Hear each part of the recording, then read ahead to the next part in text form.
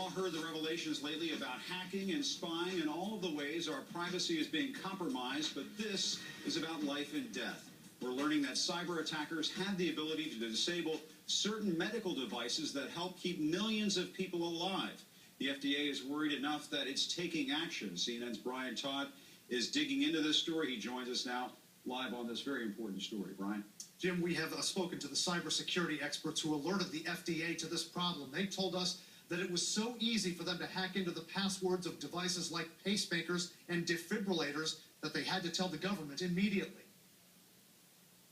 A cybersecurity firm has found major vulnerabilities that would allow hackers access to pacemakers, anesthesia devices, monitoring stations, and other life-sustaining medical equipment. A threat so real, the FDA is taking action. It's the storyline in a harrowing scene in the Showtime series Homeland.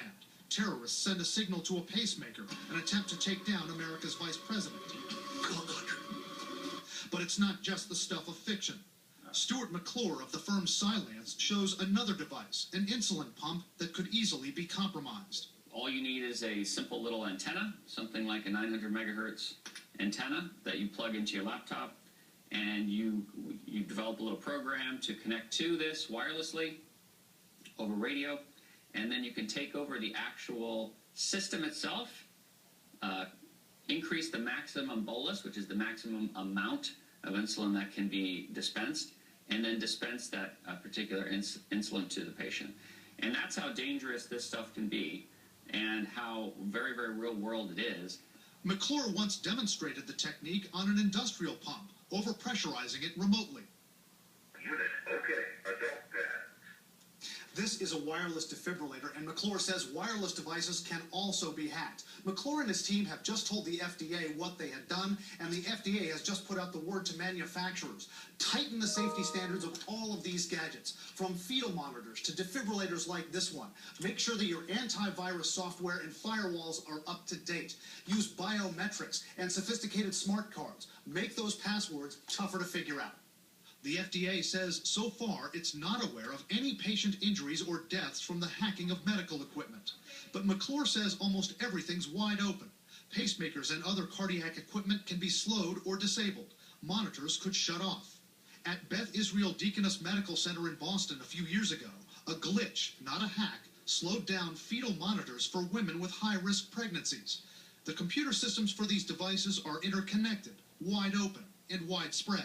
On an average day, Beth Israel Deaconess has 15,000 devices connected to its network. Things you wouldn't normally think of as being connected to a network, like a monitor or an IV pump, today are smart. Dr. John Halamka says his hospital does firewall off its system to prevent hacking. But even with the FDA tightening up on manufacturers, experts say it's going to be a long time before those manufacturers really get safer devices in place. The manufacturers may fight it because of the expense of that, and it may require recalls, Jim, so it may be a long way away from really safeguarding these devices. And we want to underline, because a lot of our viewers might have missed it, and you did mention it in the story, that we're only talking about the potential for danger here. But some of the experts that you've been talking to said that perhaps devices that are implanted on the brain could be hacked into. That's right, and they've done it in labs. Stuart McClure of Cylance says there's something called a neurobrain stimulator. It's embedded into the brains of Parkinson's patients and others. These are stimulators that control the part of the brain that control tremors and shaking.